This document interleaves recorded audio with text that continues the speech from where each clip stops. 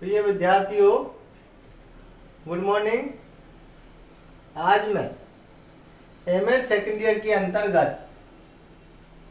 आपको वीडियो लेकर के आया हूं। उसमें मेरा विषय है अध्यापक शिक्षा, टीचर एजुकेशन, और मेरा आज का जो टॉपिक रहेगा छात्र शिक्षा कार्यक्रम का संगठन। छात्र शिक्षण कार्यक्रम का संगठन किस प्रकार से किया जाता है, किस प्रकार हम शिक्षण अभ्यास की व्यवस्था करें, उन प्रशिक्षणार्थियों को जो ट्रेनिंग ले रहे हैं, बीएड, एसटीसी, एमएड जो कर रहे हैं, उन छात्रों में छात्र शिक्षण कार्यक्रम को किस प्रकार से संगठन करना चाहिए, किस प्रकार से व्यवस्था देनी चाहिए, उसके अंतर्गत हम संपूर्णतः उनको बताने का प्रयास करते हैं, ताकि जब भी वो विद्यालय में शिक्षण अभ्यास के लिए जाए तो छात्रों को ठीक प्रकार से पाठ का विकास कर सके, पाठ को पढ़ा सके और अध्यापन का कार्य वो कर सके। विद्यार्थियों में जिज्ञासा उत्पन्न हो सके, विद्यार्थी ठीक प्रकार से पाठ को समझ सके। ऐसी प्रक्रिया को ध्यान में रखते हुए हमें शिक्षण अभ्यास कार्यक्रम का संगठन पूर्व तैयारी के आधार पर हमें करना चाहिए। आशा नहीं, पूर्ण विश्वास है कि योजना की जो मैं आपको वीडियो ला रहा हूँ, आप विषय वस्तु के अनुसार या कोटा विश्वविद्यालय कोटा के अनुसार जो सिलेबस बनाया हुआ है उसके अनुसार आप इन जो विषय वस्तु को देख रहे होंगे और समझ रहे होंगे, क्योंकि मैं सिलेबस के अनुसार आपको पढ़ा रहा हूँ, यूनिटों के अनुसार, जिसमें भी यूनिट में जो भी विषय वस्तु दी गई है उसके अनुसार मैं आपको वीडियो लेकर के आ रहा हूँ। आप उसको धैर्यपूर्वक सुने और देखें ताकि आप अच्छे अंकों से पास हो सकें। अगर हम चर्चा करें संगठन की, तो शिक्षण अभ्यास से पूर्व की तैयारी हमें करनी चाहिए, ताकि जब हम पूर्व में तैयारी शिक्षण अभ्यास की कर लेंगे तभी हम छात्रों को अच्छा ज्ञान दे सकते, जिसमें हमें शिक्षा का अर्थ उनको बताना होता है। किस प्रकार हमें शिक्षा क्या है, किन शब्दों से बनी हुई है, कौन कौन से शब्दों से शिक्षा का व्यापक और लघु अर्थ इसका क्या होता है। शिक्षा सर्वांगीण विकास के लिए मानी गई है कि छात्रों का हम सर्वांगीण विकास कैसे कर सकते हैं। शिक्षा जन जन तक पहुंचनी चाहिए और हमें शिक्षा को विभिन्न तलिए हुए हम शिक्षा के अर्थ को हम बताएं, ताकि छात्रों में वो ज्ञान आ सके, छात्रों को वो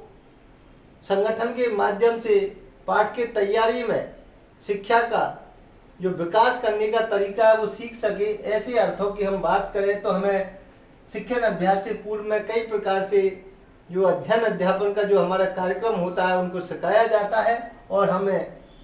जो शिक्षण का जो सामान्य जो उसका अर्थ है उनको छात्रों को बताने का हम प्रयास इसके अंतर्गत करते हैं। लक्ष्य और उद्देश्य, लक्ष्य का निर्धारण भी हम उनको बताते हैं। उद्देश्य, कौन कौन से सामान्य उद्देश्य और विशिष्ट उद्देश्यों का निर्धारण करना भी हम उनको बताते हैं कि सामान्य उद्देश्यों में हम किन किन उद्देश्यों के अंतर्गत उनको हम ज्ञान दें, ताकि वो ज्ञान, अवबोध, प्रयोग,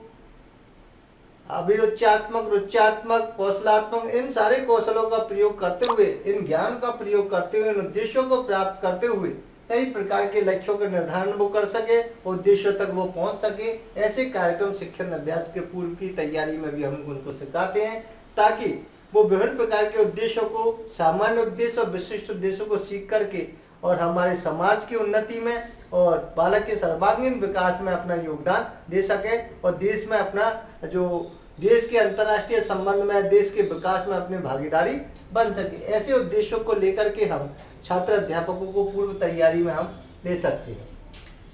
बाल विकास का जो कार्यक्रम है, हमें मनोवैज्ञानिक बाल विकास का ज्ञान भी अध्यापक को होना चाहिए, छात्र अध्यापक को होना चाहिए। वो साइकोलॉजिकल परीक्षण छात्र का करे, छात्रों का करे, बालकों का करे, ताकि बालक का अध्ययन करते हुए रुचि के अनुसार, अभिरुचि के अनुसार, योग्यताओं के अनुसार वो उनको शिक्षण करा सके और अध्यापन कार्य करा सके। ऐसा ज्ञान भी हम बाल विकास के अंतर्गत उनको सिखाते हैं। पाठ्य पूर्व की तैयारी के अंतर्गत उनको ट्रेनिंग में बताई जाती है। अधिगम के सिद्धांत, जो सीखने के सिद्धांत हैं वो भी हम उनको बताते हैं कि कौन कौन से हमारे सिद्धांत है अधिगम के, उनको किस प्रकार से रुचि का सिद्धांत या जो भी हमारे जितने भी हमारे शिक्षा के अनुसार सिद्धांत बताए गए उन सिद्धांतों को हम सिखाने का प्रयास करते हैं, शिक्षण सूत्रों को बताने का प्रयास करते हैं और नए नवाचारों को बताने का प्रयास करते हैं। विभिन्न कौशलों का ज्ञान देने का हमारा कार्यक्रम रहता है कि जो भी हमारे कौशल शिक्षण के अनुसार हम उनको बताते हैं तो वो भी ज्ञान हमें उनको देना चाहिए ताकि शिक्षण अभ्यास से पूर्व हम उनको कौशलों का ज्ञान दे सकें।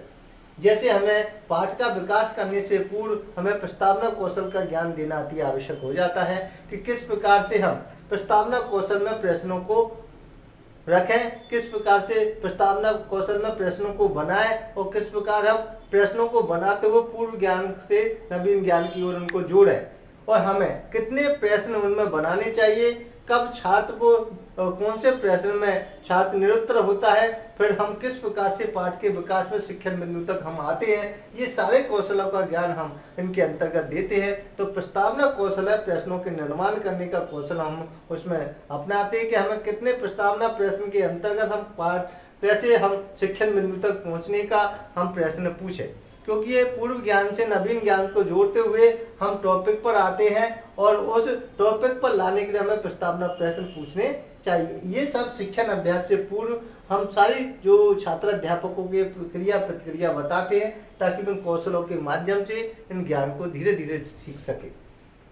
श्यामपट्ट कौशल का अगर हम कौशलों में बात की जाए तो श्यामपट्ट कौशल का भी प्रयोग करना छात्र अध्यापक को आना चाहिए कि किस प्रकार वो श्यामपट्ट कौशल का प्रयोग कर सके। श्यामपट्ट पर किस प्रकार से लिखना चाहिए, श्यामपट्ट में शब्दों की बनावट किस प्रकार से होनी चाहिए, श्यामपट्ट में कठिन शब्दों को कैसे लिखना चाहिए, उनका अर्थ कैसे लिखना चाहिए, श्यामपट्ट पर सीधी रेखा में कैसे लिखना चाहिए, ये श्यामपट्ट में जो चित्र है वो कैसे बनाना चाहिए, ये सारी जो क्रिया प्रतिक्रिया छात्र शिक्षण में हम सिखाते हैं और शिक्षण अभ्यास से पूर्व उनकी जानकारी देते हैं। अगर हम बात करें प्रश्न कौशल की बात करें तो प्रश्नों को बनाना हमें आना चाहिए, कितने प्रश्न हमें बनाना चाहिए, प्रश्न को पूछने का तरीका उनको आना चाहिए, प्रश्न किस प्रकार से विद्यार्थियों से पूछे जाए ताकि सभी को इसका अवसर मिल सके। आगे बैठे वाले छात्रों से प्रश्न पूछें, मध्य में बैठे वाले छात्रों से प्रश्न पूछें और पीछे बैठने वाले छात्रों से भी हमें प्रश्न पूछने चाहिए। ये नहीं कि एक ही छात्रों से हम प्रश्न पूछें उत्तर की प्राप्ति करें। हमारा ये प्रयास रहना चाहिए कि हम प्रश्न का वितरण है वो सही प्रकार से करें, कक्षा में जो भी छात्र बैठे हुए हैं प्रश्न सब तक पहुंच जाए और स्पष्ट रूप से प्रश्न पहुंचने चाहिए, उनकी भाषा समझ में आनी चाहिए, प्रश्नों की लिखावट ठीक प्रकार से होनी चाहिए, प्रश्नों का जो सरल भाषा में प्रश्नों का निर्माण करना चाहिए। ये सारे कौशलों को हम शिक्षण अभ्यास से पूर्व हम उनको सिखाते हैं। अगर हम बात करें शिक्षण विधियों की हम बात करें तो शिक्षण विधि का ज्ञान भी अध्यापक को होना चाहिए, छात्र अध्यापक को होना चाहिए कि शिक्षण विधि प्रविधि युक्तियों का जब तक ज्ञान अध्यापक को नहीं होगा वो ठीक प्रकार पाठ का विकास नहीं कर पाएगा। जिस प्रकार से एक सैनिक को विभिन्न हथियारों का ज्ञान आवश्यक है उसी प्रकार एक शिक्षक को भी विभिन्न विधियों प्रविधियों का ज्ञान अति आवश्यक है। इसलिए हमें जो भी शिक्षण अभ्यास के दौरान अध्यापक पढ़ाने के लिए जाता है तो उनको पहले ही शिक्षण विधि को सीख लेनी चाहिए, युक्तियों को सीख लेनी चाहिए, प्रविधियों को सीख लेनी चाहिए ताकि वो शिक्षा का जब विकास करे या पाठ का विकास करे तो विधियों का प्रयोग करते हुए विकास करे। छोटे बच्चे हैं जिस प्रकार से रुचि के अनुसार वो पढ़ना चाहे, बहुत छोटे हैं तो वो कहानी विधि से अगर सीखना चाहे तो हमें कहानी विधि का हमें प्रयोग करना चाहिए, या कोई खेल विधि के माध्यम से खेल के माध्यम से सीखना चाहे तो खेल विधि का हमें पद्धति का प्रयोग करना चाहिए, या कोई हमें जो अच्छे बड़े लड़के हैं या हमको महाविद्यालय में पढ़ा रहे तो हम व्याख्यान पद्धति से उनको पढ़ा सकते। तो ऐसे विधि युक्तियाँ और प्रविधियों का हमें ज्ञान जब तक टीचर में नहीं होगा तब तक वो ठीक प्रकार से शिक्षण नहीं करा पाएगा। इसलिए शिक्षण अभ्यास से पूर्व हमें विधि युक्तियों का भी ज्ञान होना चाहिए। अगर हम बात करें प्रदर्शन की बात करें तो प्रदर्शन भी एक अच्छे शिक्षण अभ्यास से पूर्व सिखाई जाने वाली एक कला होती है। जो भी हम सहायक सामग्री ला रहे हैं उसका हम प्रदर्शन किस प्रकार से कर सकते हैं, ठीक प्रकार से प्रदर्शन करने के लिए वो कौन सी कला है कि हम समय पर कौन से शिक्षण बिंदु पर हमारी बनाई हुई सहायक सामग्री को हम प्रस्तुत करें और किस प्रकार प्रदर्शन का उसका तरीका छात्र अध्यापक में आना चाहिए। ये सब ट्रेनिंगों के माध्यम से छात्रों को सिखाई जाती है, छात्र अध्यापकों को सिखाई जाती है ताकि उनको स्थायी ज्ञान प्राप्त हो सके। इसलिए प्रदर्शन की कला भी छात्र अध्यापकों को आनी चाहिए। ये शिक्षण अभ्यास के पूर्व अध्यापक के द्वारा छात्रों को सिखाई जाती है ताकि वो ठीक प्रकार से प्रदर्शन कर सके। हमें हाव भाव का भी प्रदर्शन करना चाहिए। जैसा पाठ है उसका विकास हाव भाव के उतार चढ़ाव के अनुसार हमें प्रदर्शन उनका करना चाहिए ताकि रोचकता के साथ छात्र उस पाठ का विकास कर सके, सीख सके, समझ सके। ऐसी चीज़ों को भी हमें अध्यापक को आनी चाहिए। इन युक्तियों का ज्ञान भी अध्यापक को होना चाहिए। इसलिए हमें कई प्रकार से प्रदर्शन की जो बातें आती है उन प्रदर्शन की कलाओं को भी हमें इसमें निपुणता हासिल होनी चाहिए।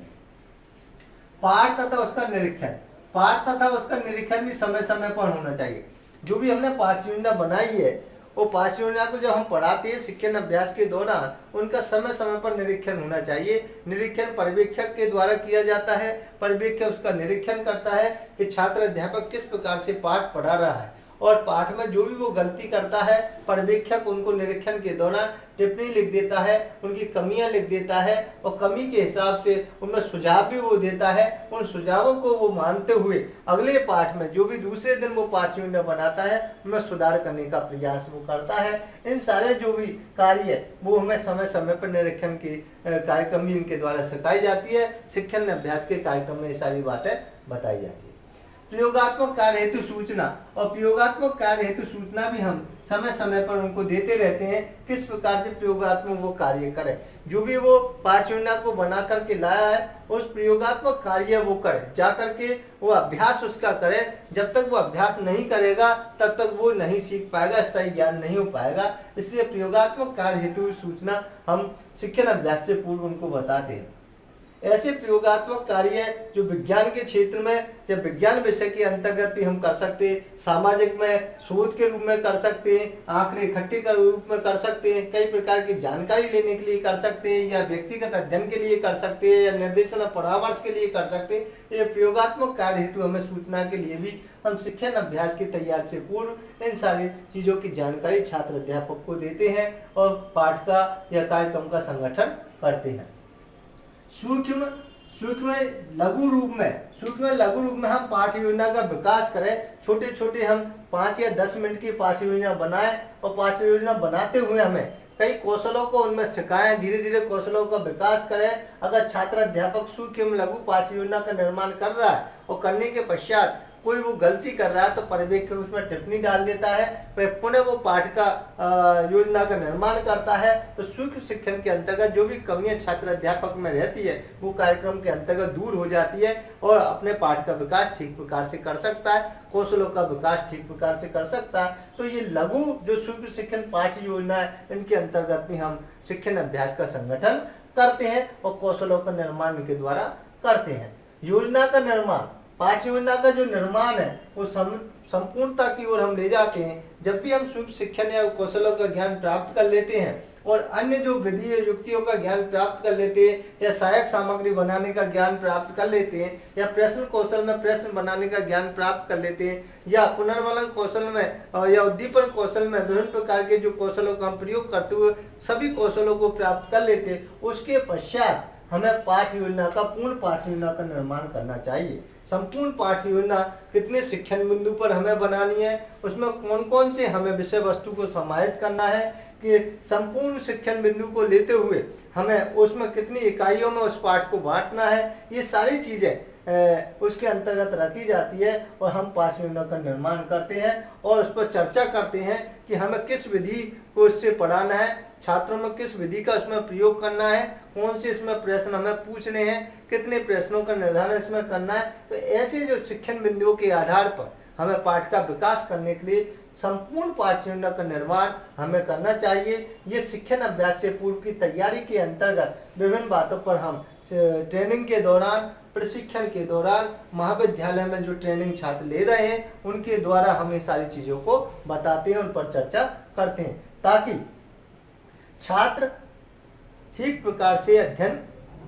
और अध्यापन का कार्य कर सके, छात्र अध्ययन कर सके, अध्यापक अध्यापन का कार्य कर सके। ये सारी बातों को लेकर के हमें कई प्रकार से हम योजना का निर्माण करने में हमें कई प्रकार की दिक्कतें हम आती है। उन दिक्कतों का हम प्रयोग इसके अंतर्गत करते हैं, उनका समाधान करते हैं और विधियों पर जो भी हमें विधि है, प्रविधि है, युक्तियों पर उनका विकास करते हुए हमें शैक्षिक कठिनाई को हम दूर करते हैं और कई प्रकार से उनका पाठ शून्य का अच्छा निर्माण करने का संगठन हम करते हैं।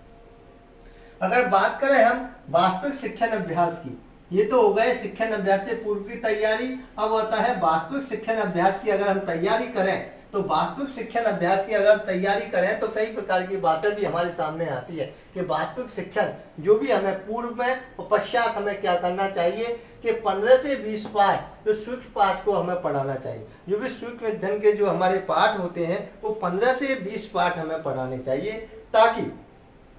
हम उन पाठों का अभ्यास धीरे धीरे उन कौशलों के विकास के अंतर्गत हम कर सके और छात्र अध्यापक या छात्र जो है हमारे जो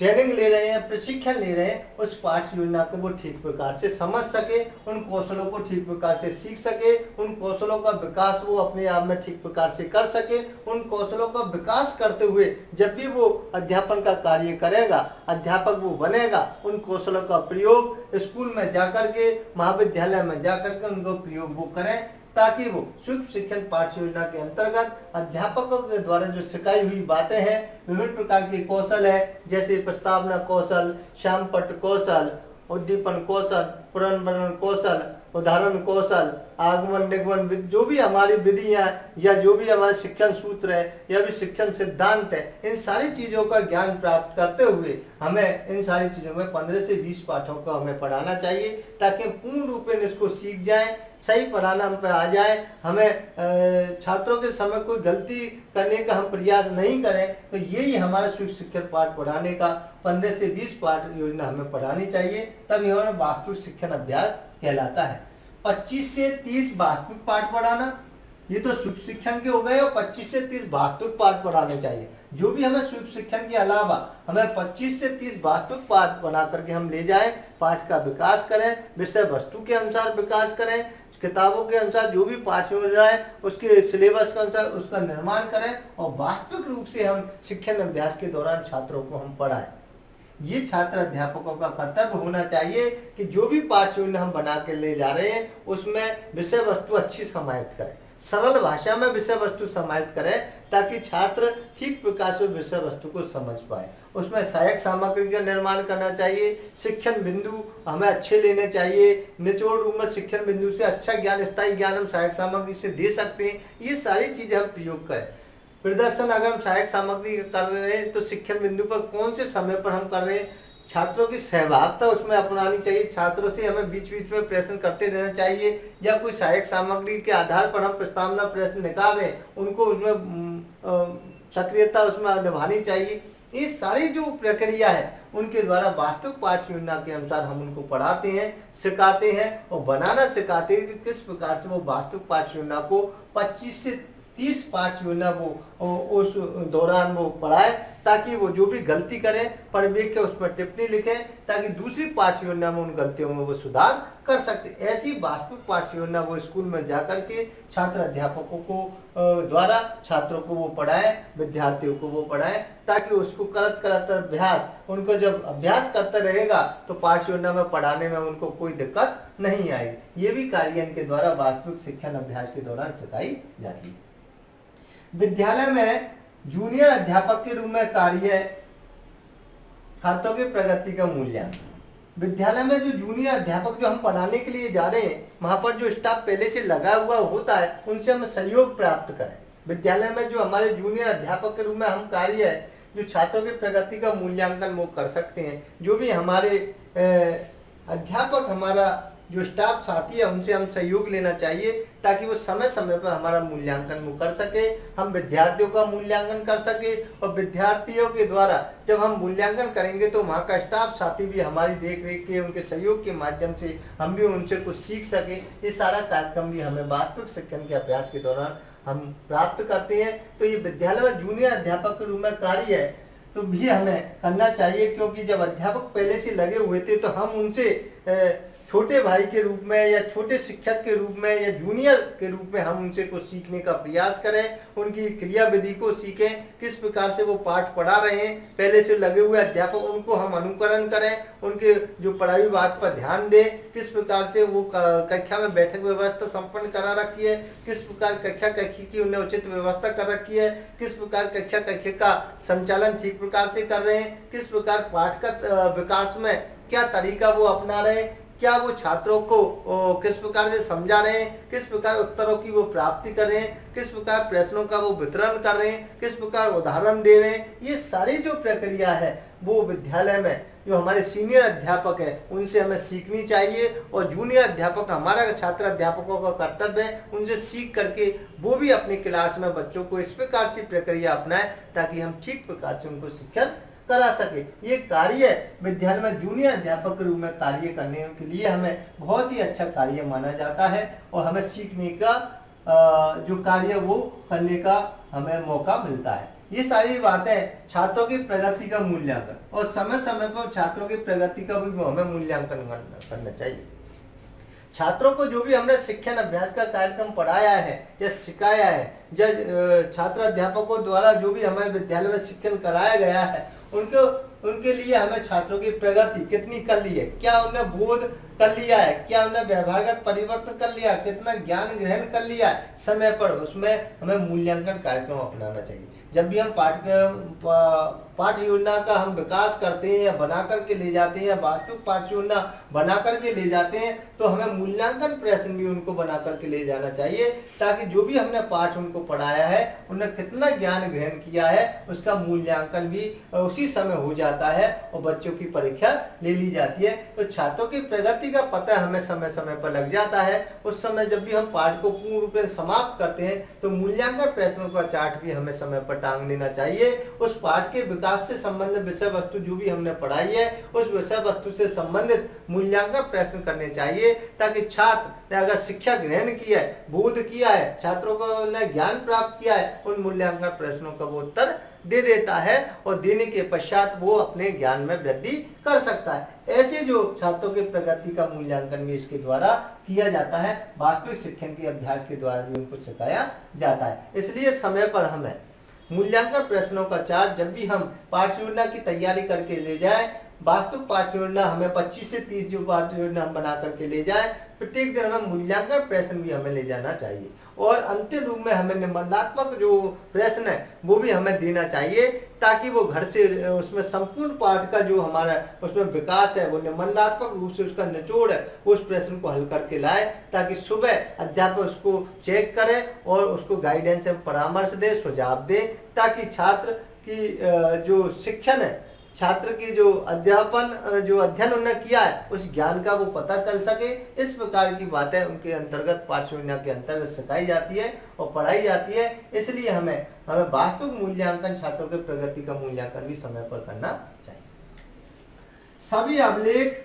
तथा रजिस्टरों को समझना, और छात्र अध्यापक का कार्य होता है कि जब भी विद्यालय में जाएं, शिक्षण अभ्यास के दौरान जाएं, तो सभी अभिलेख जो स्कूल के अभिलेख होते हैं, विद्यार्थी से संबंधित, स्कूल से संबंधित, पोषाहार से संबंधित या रजिस्टर जो भी होते हैं हमारे, या सरकार के द्वारा जो फाइलिंग की जाती है, उन अभिलेखों को वो देखें, उन अभिलेखों का रिकॉर्ड वो समझे, किस प्रकार से वो कौन कौन से पेपर उसमें भरा हुआ आते हैं, किस प्रकार हमें भरना चाहिए, उन अभिलेखों का प्रयोग हम कैसे कर सकते हैं, इन सारे जो अभिलेख है उसको किस प्रकार से संधारण करना चाहिए, व्यक्तिगत अध्ययन का अभिलेख कौन सा होता है, व्यक्ति के अभिलेखों को सुरक्षित किस प्रकार से रखा जाता है, बालकों के अभिलेख को किस प्रकार से सुरक्षित रखा जाता है, बालकों के जो अभिलेख लेते हैं उसमें क्या क्या हमें एंट्री करें, नाम, पिताजी का नाम, स्थायी पता, हमारा जाति, धर्म, वर्ग जो भी हमारा, या हम किस परिवार से है, सामाजिक स्थिति हमारी क्या है, हमारी शैक्षणिक योग्यता क्या है, हम किस प्रकार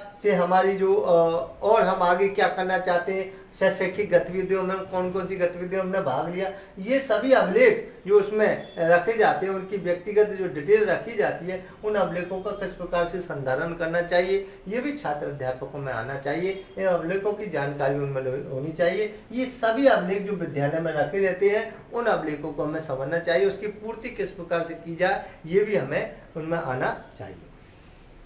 रजिस्टर का समझना। रजिस्टरों को समझने का भी कार्यक्रम हमारे इसके अंतर्गत आता है कि किस प्रकार रजिस्टरों को बनाना चाहिए। रजिस्टरों को बनाने के लिए हम उसकी उपस्थिति का संधारण किस प्रकार से करें। छात्र रोजाना स्कूल आ रहा है, हमें उपस्थिति उनकी लेनी चाहिए। रेगुलर छात्र कितना महीने में कितने दिन अनुपस्थित रहता है, कितने दिन उपस्थित रहता है, या रेगुलर वो आता है या कोई एक दिन नहीं आता।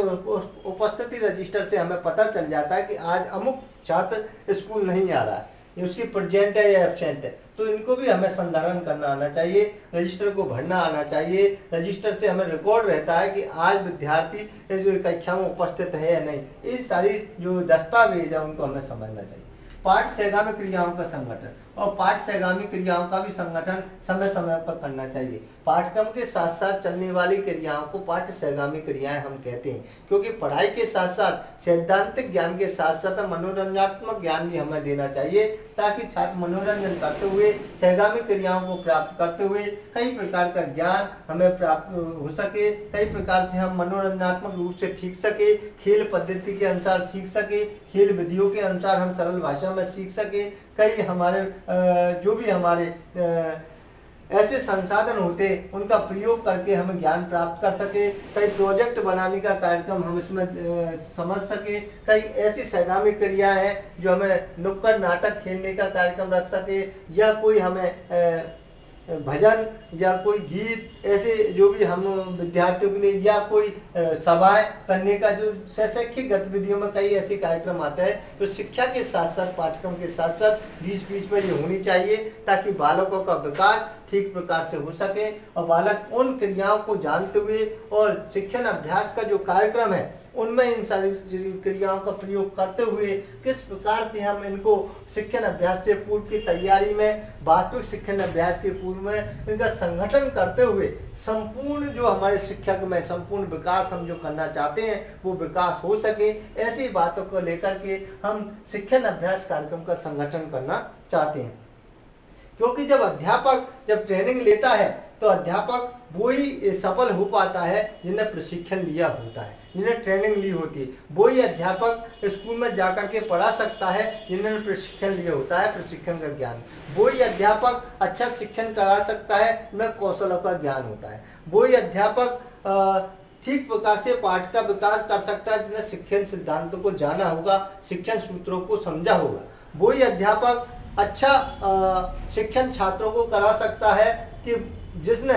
सहायक सामग्री निर्माण करना आता होगा। ये सब वास्तविक जो शिक्षण है या शिक्षण अभ्यास के पूर्व की तैयारी है, किस प्रकार हम प्रश्नों का निर्माण कर सकते हैं, ये सारी क्रिया प्रतिक्रिया या संगठन के अनुसार हमें आनी चाहिए। इन कौशलों के निर्माण में, इन प्रयोगात्मक तथ्यों के निर्माण में किस प्रकार से हम शिक्षा के क्षेत्र में अनुसंधान कर सकते हैं, किस प्रकार अध्यापक को तैयार करने में और कौन कौन से कार्यक्रम इन संगठनों की हमें आवश्यकता पड़ती है, तो हमें इनमें नवाचारों का प्रयोग करना चाहिए। क्योंकि आज के वर्तमान युग में प्राचीन शिक्षा से लेकर के अगर हम बात करें, वर्तमान शिक्षा तक की हम बात करें, तो पहले प्राचीन शिक्षा में ये शिक्षण अभ्यास का कार्यक्रम नहीं चलता था। आज वर्तमान में शिक्षण अभ्यास का कार्यक्रम इसलिए चलता है, छात्र अध्यापक को इसलिए ज्ञान देते हैं कि वो ठीक प्रकार से छात्रों को रुचिपूर्वक, आनंददायक